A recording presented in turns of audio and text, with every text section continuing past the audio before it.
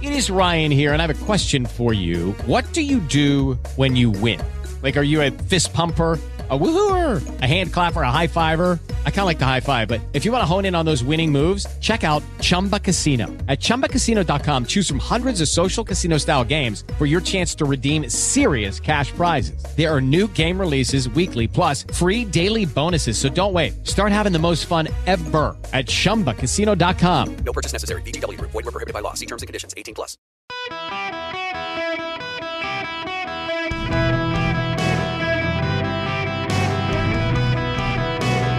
Welcome to the Eric Erickson Show podcast, Hour 2. Hello, welcome. It's Eric Erickson here. Breaking news happening right now. My wife's scans are good. Thank you for the prayers.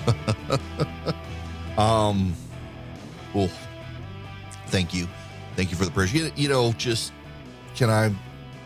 let me just pause for a moment.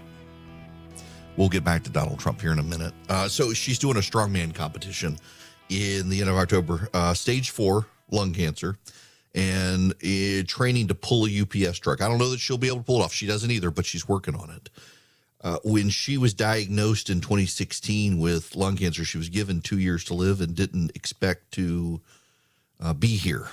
And for a time, just kind of didn't do much, resigned to death, and that didn't happen. And so here we are all these years later, and we've got a kid in her senior year in high school that Christy didn't expect to be here for, going through the college application process that Christy didn't expect to help with, have a son who's in 9th grade, who's growing and getting to the point where he needs to shave on occasion. And she's still here with us. And so good scans today for her. I really do appreciate the prayers. It means so much to have so many of you text and email. And today was it was one of those days where the indictment dropped last night. My son was sick, and I had to take him to after hours, and he's homesick, and she was supposed to go up last night and couldn't because we needed to make sure he didn't have COVID. Thank goodness he didn't have COVID, because that would really put a damper on the conference this week. So she wound up having to get up at 5 o'clock this morning to go to the hospital to have the scans, and I had to stay home with the kids. And then all the indictment stuff, I'm going in a million directions today, and she's super stressed, and I'm stressed because I couldn't be there with her. And so anyway, if I seem a little discombobulated, that's why. It's life happens, and today a lot of life has happened all at one point. But I really do appreciate the prayer so much. Okay, I really want to move on. But I really need to dive a little further into all of this, because we do have to talk about the political implications, whether we want to or not.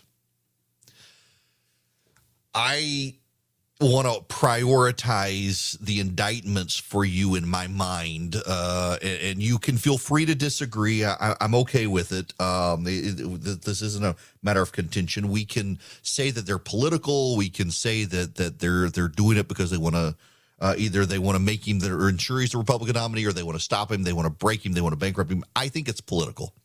I think the Alvin Bragg case in New York is the most political and most likely to be thrown out of court.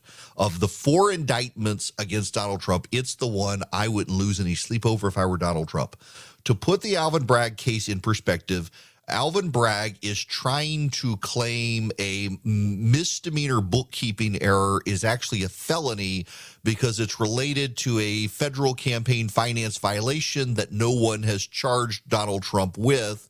And there has never been a state in the United States at the state level to charge someone with a bookkeeping error as a felony based on a campaign rule for which there's been no real underlying indictment or crime. I don't see how this even makes it to trial. I expect a fair-minded judge, and I realize it's New York and all that, but it's going to be thrown out. It's a crap case. Even Democrats, once they realize the extent of what Alvin Bragg was doing, even Democrats don't want to talk about the Alvin Bragg case. That's how bad it is. It's the worst case. It's the weakest case. Number 3 in the indictment is the Mar-a-Lago, or I'm sorry, not the Mar-a-Lago, the Jack Smith, Washington, D.C. case.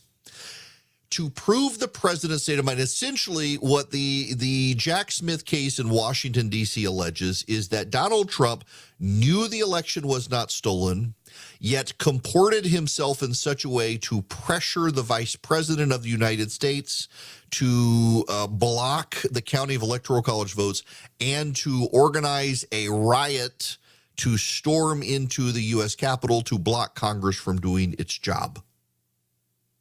The problem is if Donald Trump really believed the election was stolen,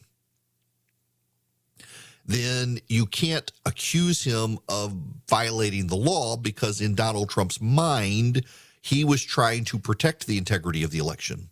There is a state of mind issue here. There is a mens rea issue. The president had to know he was breaking the law, presume he wanted to obstruct Congress as opposed to doing the right thing. And it's got to be proven with circumstantial evidence because Donald Trump's not going to testify. So you got to use circumstantial evidence to prove that Donald Trump really did know. And what they're going to do is they're going to say, the attorney general, the assistant attorney general, the Department of Homeland Security, the governors in the states, the speakers of the House in several states told him it wasn't stolen, and he chose to believe these cranks and charlatans and people who weren't experts because he knew it wasn't stolen, but he had to, in order to raise money and profit from it and disrupt Congress, had to claim it. That's what they'll do. It's a state of mind issue, and I think it's a hard case. Going up the ladder from number 4 to number 3 is the Jack Smith case in D.C. The number 2 case, the one that I would actually be worried about if I were in Trump's shoes, is the Georgia Fulton County case. The reason I would be more concerned about it is a couple of things. One, the Georgia RICO statute is far broader than the federal statute. I think there are 24 to 27 federal crimes and 7 underlying state statutes that can be used in federal RICO. Georgia's got, I think, about 50 state crimes that can be used. In addition, you can use incidents in other states under the Georgia law. Not only that, you don't have to prove an actual criminal enterprise. You use the language of criminal enterprise, but it's not the same under federal law. It's not as specific. You do not have to show an actual organizing entity trying to break the law. You just show a group of people working in concert to break the law, and that's your criminal enterprise. It's a far lower standard than the federal government. On top of that, to show racketeering in the state of Georgia, that is to show people operated in such a way as to engage in an unlawful purpose together, the standard there is less than the federal racketeering standard. So Georgia has a broader statute with lower burdens of proof for the prosecution. That's why I would be bothered if I were Donald Trump. What the prosecutor has done is said, hey, he on October 31st agreed to claim whether he won or lost that he did win, and if he lost, to claim it was stolen. And that's what he did. He made a speech, said he won, but it was stolen. And everything thereafter was part of the conspiracy to steal the election. The problem for Donald Trump in Georgia is this, more than anything else. There were acts that were undertaken that were illegal. Accessing voting machines in Coffee County, Georgia. If the defense or the district attorney is to be believed, they carried ballots out of that location. That's illegal in Georgia. You can't carry ballots out of the Board of Elections, which they claim that happened. They also claim that they pulled computer code and computer information off the Dominion voter system machines and uploaded it to the internet to a secure site. All of that is pretty illegal. If they show that, well, there's a crime. They only need 2 crimes to show RICO. So they show that happened. They also say a lot of false statements were made before the state government in the state legislature. A lot of the allegations about stuff happening in the State Farm Arena, the broken water pipes, what the ballot counters did or didn't do. They say those are false crimes or false statements. That's a crime under Georgia RICO. So if you put 2 of those together and the jury says they're both crimes, they both did things that were illegal, well, suddenly they've got a RICO case. Now they just have to tie it back to Donald Trump. And what they say is, hey, this was about his election. He knew this was happening. He participated at some high level in this. Even though he didn't participate at a low level, he still participated. Therefore, he's involved. That's very, very hard for the defendants to rebut because we know Donald Trump was involved with some of these. Their defense is going to be, I just believe my lawyers. My lawyers told me this was a real issue. My lawyers told me to go in this direction. That's where they went. That's what they inspected. Therefore, I just listened to my lawyers. That's a good defense. That's a good defense for Donald Trump. But if you say the lawyers were involved in the criminal enterprise as well, it becomes less of a good defense because suddenly they're all involved in this criminal enterprise. And that's what Fani Willis intends to show. The other issue is Ruby Freeman was one of the election workers in Fulton County. She was vilified, slandered, maligned. She's suing for libel. She's suing for defamation. She's going to win that case. They lied about her. They showed up at her house. They tried to convince her to give false testimony if it's to be believed what happened. They tried to intimidate her into recanting what she said happened. Donald Trump may not have been involved with it, but because they're saying that's part of this overall criminal conspiracy, he's got to worry about these idiots who showed up at Ruby Freeman's house. That's a big case. But the most damning case against Donald Trump is the documents case in Florida, because you're essentially just proving he didn't comply with a statute and a subpoena. And that's going to be easy to prove. And the reason it's going to be easy to prove is because we know this timeline. The National Archives requested all of the classified documents. Donald Trump's team responded, we gave you all the classified documents.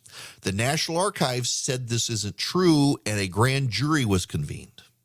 The grand jury requested all the classified documents, and more classified documents were handed over, despite having told the National Archives everything had already been turned over. The grand jury was convinced that they still didn't do this. Therefore, the FBI raided and found even more classified documents. And in the process, they've uncovered evidence that Donald Trump told aides at Mar-a-Lago to hide documents from his lawyers. His lawyers' notes indicate Donald Trump asked the lawyers to hide documents. All of that stuff, if what they've just put out so far is shown to be real, that's a violation of statutes related to classified documents. That is the case most likely to send Donald Trump to prison.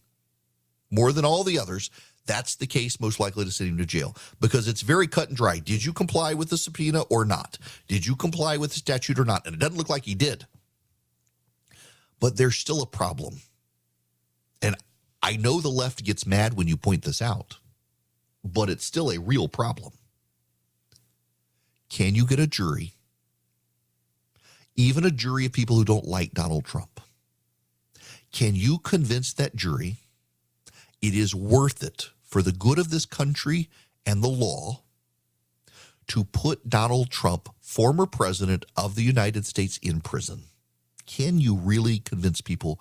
Will the weight of that decision weigh down so hard on people that they instead throw everyone else in prison and not him? I think it's very likely that a jury in Fulton County, that a jury in Florida, even maybe a jury in Washington, says we're going to throw all these other people in prison, but we can't bring it to, we would start a civil war in this country if we threw this man in prison. We're not going to do it. Everybody else goes to prison and he gets off. I still think that's a likely outcome and one the left can bellyache and scream about.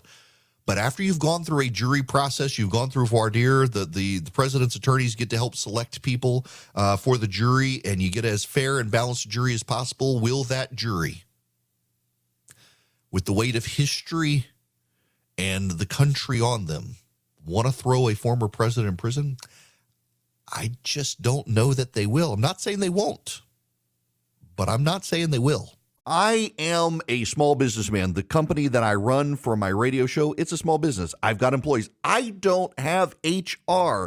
You may be in that situation and you may really need HR. Well, You may want to talk to Bambi. When running a business, your employees can create all sorts of interesting situations and they could get you in trouble. What happens when two employees are squabbling? One of them smells bad all the time. What do you do? How do you navigate the rules? With Bambi, you get access to your own dedicated HR manager starting at just $99 a month. They're available by phone, email, real-time chat.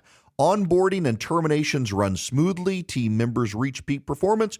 Your business stays compliant with changing HR regulations. Let Bambi handle your employees for you. Their HR autopilot automates important HR practices like setting policies, training, and feedback.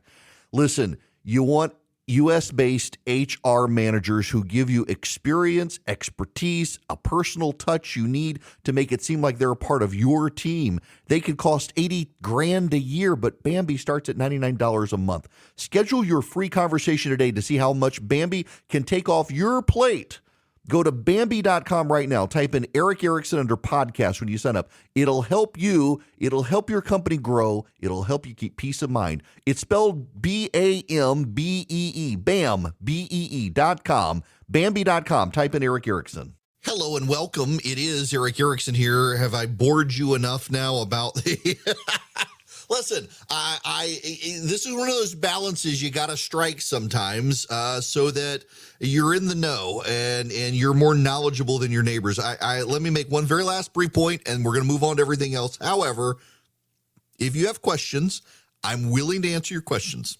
877-973-7425. One thing you're going to see, because I'm seeing it online. For example, and I've said this before, here's one. Act 114 in the indictment. On or about the third day of January 2021, Donald John Trump caused to be tweeted from the Twitter account @RealDonaldTrump. Quote, I spoke to Secretary of State Brad Raffensperger yesterday about Fulton County and voter fraud in Georgia. He was unwilling or unable to answer questions such as the ballots under table scam, ballot destruction, out-of-state voters, dead voters, and more. He has no clue. This was an overt act in furtherance of the conspiracy. People are looking at that and say, how is that a crime for him to tweet that out? How is that a crime? It's not. You're seeing people online take screenshots of these things that say act with a number. Those are not crimes. He is not charged with mean tweeting. He is not charged with calling people on the phone. He is not charged with trying to get people to get on the phone. For example, here's another one. On or about the third day of January, these people placed multiple telephone calls and sent text messages to each other. And you have this list of people who sent text messages and phone calls. How is that a crime? It's not a crime. And you're seeing people online say, well, they're charging them with sending phone calls to each other. Well, how is this a crime? It's not a crime. What you have to show in a RICO case is all of the acts taken in furtherance of the conspiracy. And many of those acts are legal acts that then ultimately lead to a criminal act. They have to show them all. So when your friends say, did you know they're charging Donald Trump with tweeting about an interview on TV? They're not doing that. Please don't fall for that. Most of the people doing this online know better. They just don't care. I care greatly. The truth matters most. Now, we're going to move on, but I will take your questions. I'm so tired of talking about this. But it's the job. I shouldn't complain. It's a good job. Before I go anywhere else, though, let me tell you about the Eden Pure Thunderstorm, because you can get 3 of them for less than $200. I'm in my home office today. I had one running earlier, and they work. This thing, you hold it in your hand. It's a little bigger than your hand. It's like a paperback book, and you plug it into the wall, or you can plug it in with a USB cord. In a car, if you have a USB outlet in the car, it works that way too. And it just eliminates odors. You can get 3 of them by going to EdenPureDeals.com, putting in the discount code ERIC. You get them for less than $200. They eliminate odors, smoke odors.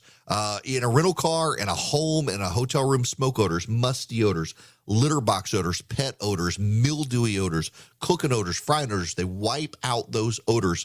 I've stayed in hotels that use them. I've used them in my house. I've used them in rental cars. They're small enough I can keep one in my travel bag, and then I keep one in my office, and we keep one out on our back porch. And you can get 3 of them for less than $200. You go to EdenPureDeals.com, EdenPureDeals.com. The discount code ERIC, ERICK. You'll see them for less than $200. So you one for upstairs, one for downstairs, one for your basement, your travel bag, your RV, wherever you need them, and they just work. They also trap the dust and the pollen and the mold floating in the air. EdenPureDeals.com, the discount code ERIC, E-R-I-C-K. Go check them out today and clean the air in your house. Did you know China has made it a priority to teach students financial literacy starting in preschool? Financial literacy isn't taught in our elementary schools, and parents lack the resources to teach it at home. American kids are yet again being left behind. Now there's a great way for parents and grandparents to help the kids they love learn about finance, thanks to the Sensibles.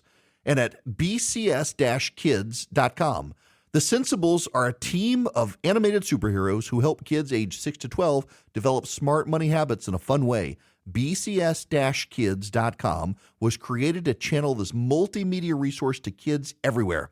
Buy a subscription for your loved ones, and each month they'll get a Sensibles kit in the mail with an entertaining DVD, comic book, and activities. Digital subscriptions are also available. They'll also get access to an interactive website with a library of lessons, fun activities, and more. Want 20% off the monthly subscription costs?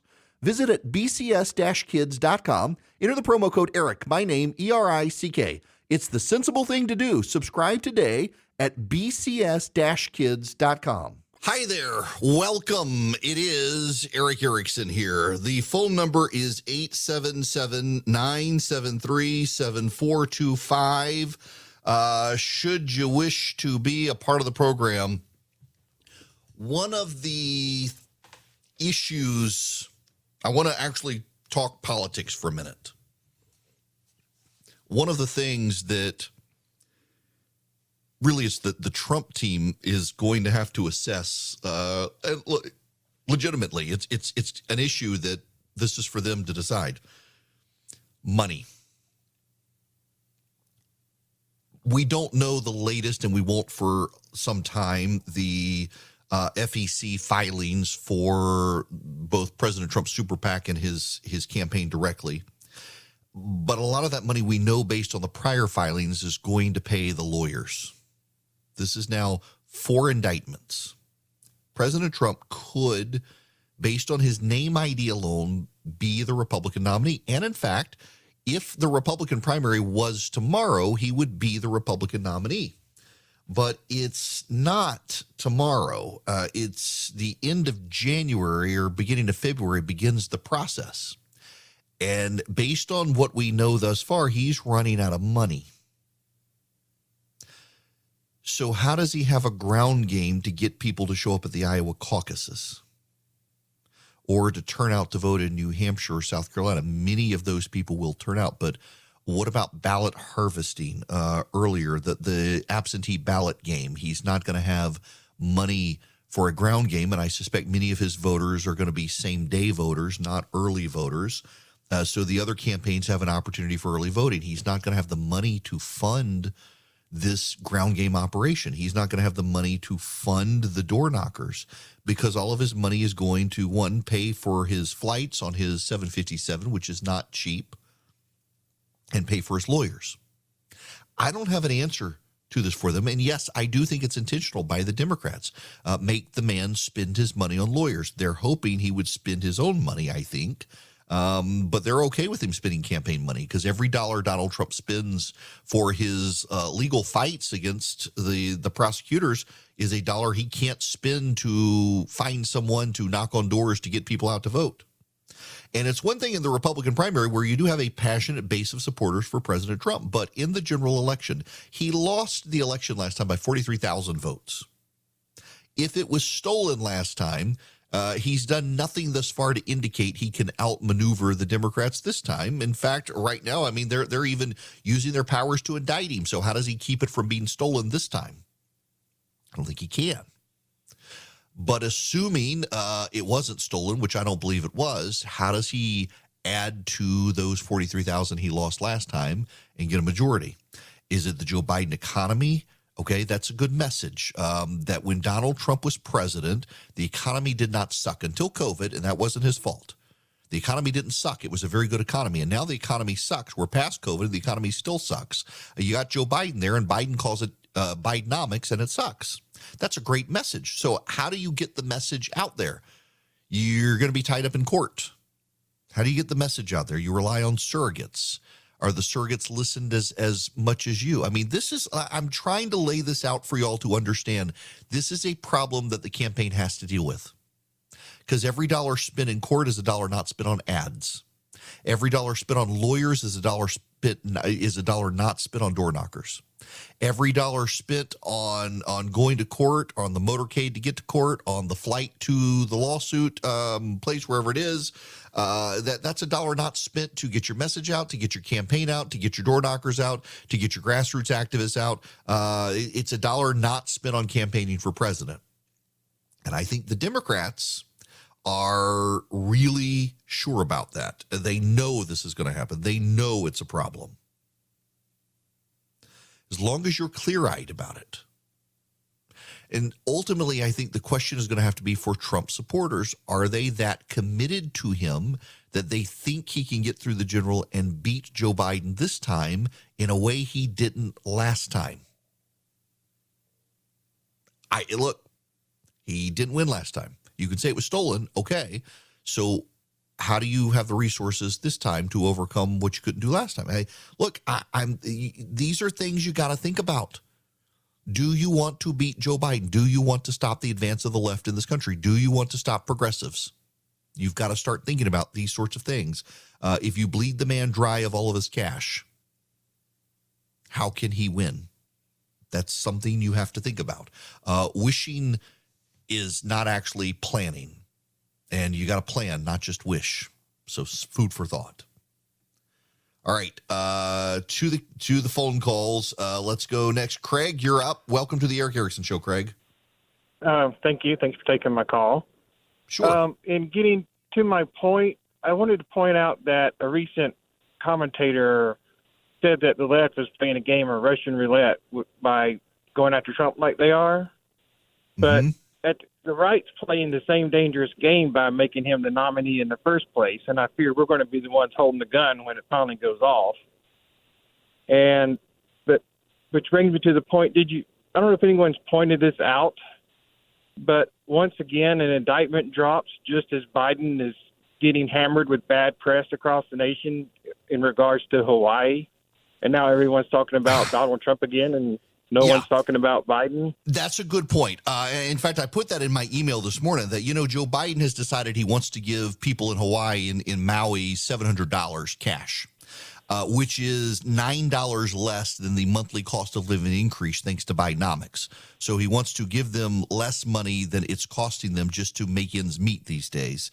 And the Democrats, when the people were getting $1,000 bonuses after the Trump business tax cuts in 2018, they called $1,000 crumbs. So now they want to give less than crumbs, money that's going to get eaten up by the cost of living increase, and nobody's paid attention on that. Now, I will tell you, I reject the idea that there is some sort of grand global Democratic conspiracy to, hey, let's indict Trump today.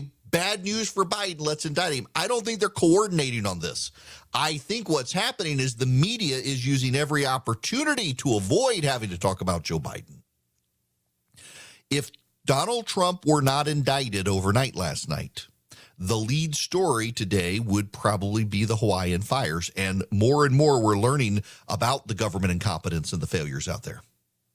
But instead, the media gets to talk about this. That's just something you got to think about. Eric, you're going to be up next. Welcome to the show. Thank you. You got a great show. Hey, so I keep hearing about Donald Trump's campaign funds being used for his legal fights. With all the regulations and so forth, how can he be using campaign money to pay his lawyers?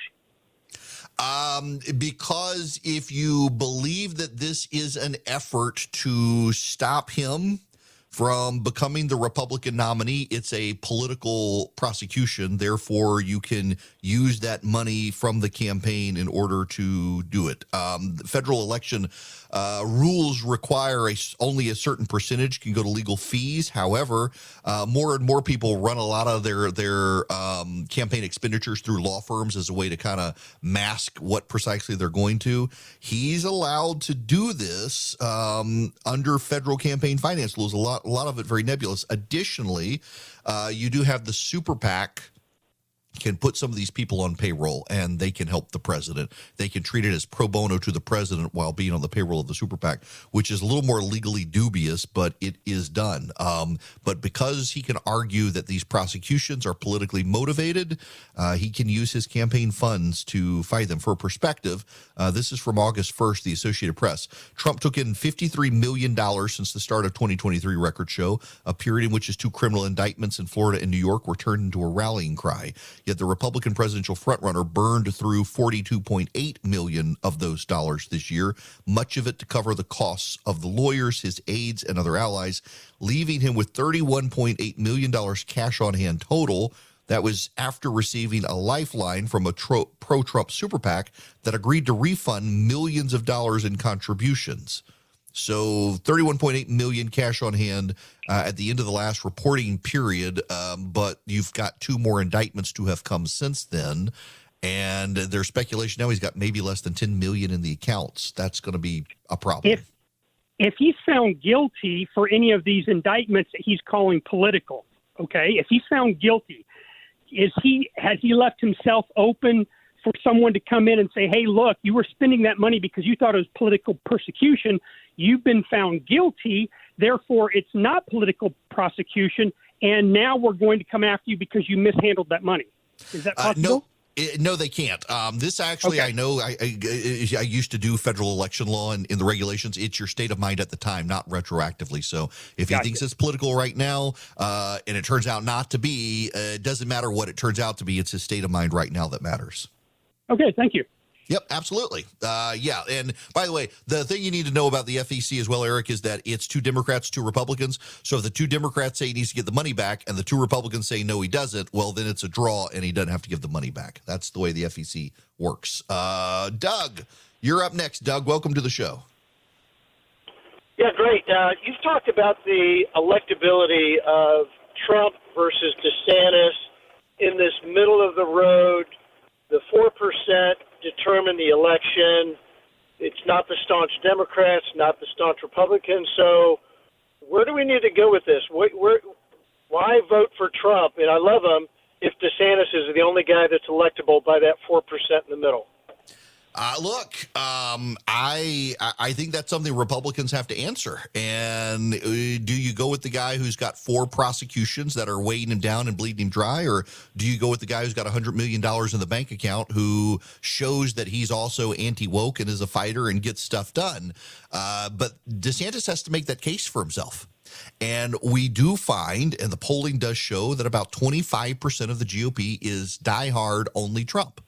And those people, some of them may leave the party if Donald Trump's not the nominee. Now, that being said, that's what they said would happen in Georgia in the David Perdue-Brian Kemp primary, that if Brian Kemp won, the Trump voters would walk away. And some of them did walk away, and Brian Kemp still won. So you subtract them from the equation, it's still possible. But a lot of them, at the end of the day, I think, once the emotion passes and they come to terms with Trump not being the nominee, then they're going to have to ask themselves, is Ron DeSantis really so equal to Joe Biden that there's no reason to vote for him? Or is he different enough from Joe Biden and will put enough points on the board for my side that I can go vote for him? This is a political calculus Trump voters are going to have to ask themselves.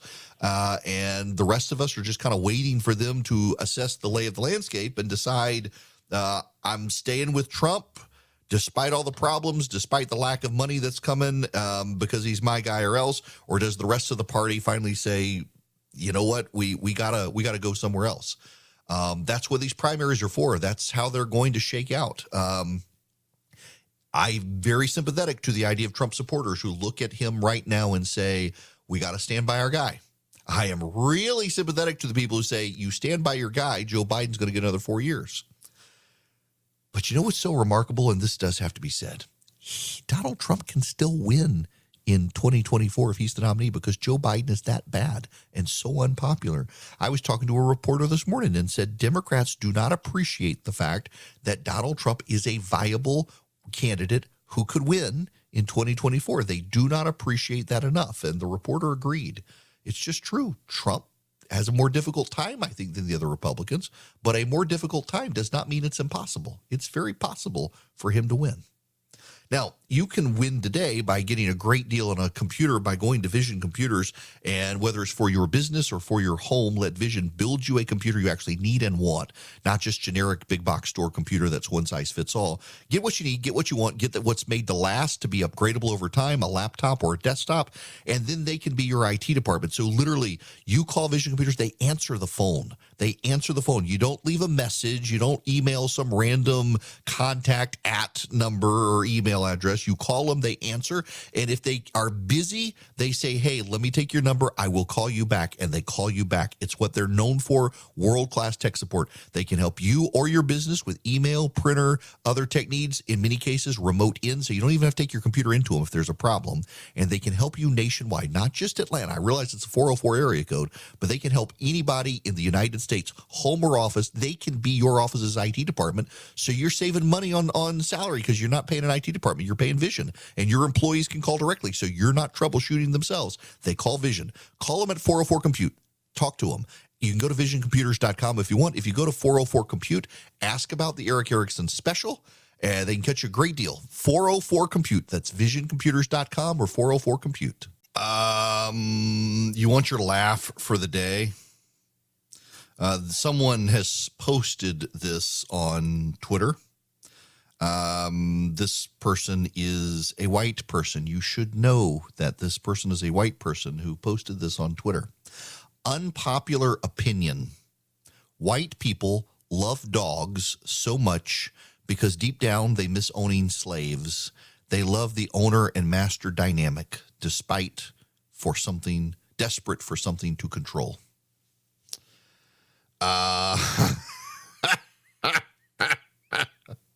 This is a real person who really put that up. Good gracious, people are insane.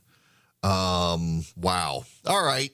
So anyway, we have more stuff to talk about.